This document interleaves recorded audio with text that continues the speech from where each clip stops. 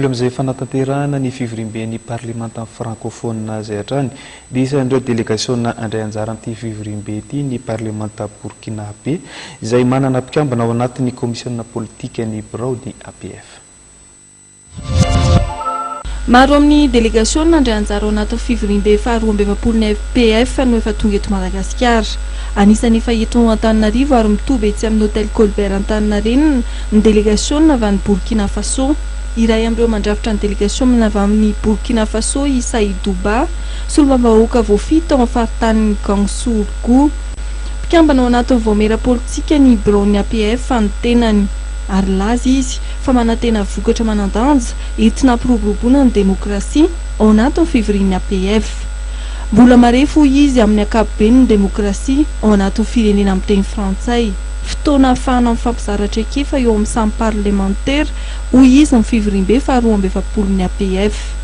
Nous attendons qu'à la sortie de cette session, il y ait des décisions très importantes à prendre par rapport à des résolutions pour faire avancer la démocratie. Bon, de manière générale,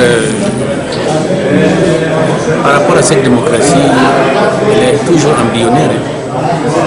Quand nous comptons les 53 pays d'Afrique, les pays qui sont engagés dans la démocratie sont moins nombreux que ceux qui sont toujours dans les balbutiements. Mais nous pensons qu'au fur et à mesure, pour le développement de notre Afrique, il va falloir faire intégrer la démocratie dans l'esprit des Africains. Araka ny andrandra ny voan'ny feikevitra mafonja ao anatin'ny fivorian'ny APF izay sokatra manomboka raha-pitsy 9 Jolay ny mpandray anjara. Marihana fa ny feikevitra mivoaka ny fivoriana faharoa amby efapolo ny APF dia aroso ary dinihana mandritra ny fivoriana tampo fahaenina amby folo ny firenena mampiasa ny teny frantsay izay ho toto saina ny volana novambra ho avy izao eto Madagasikara.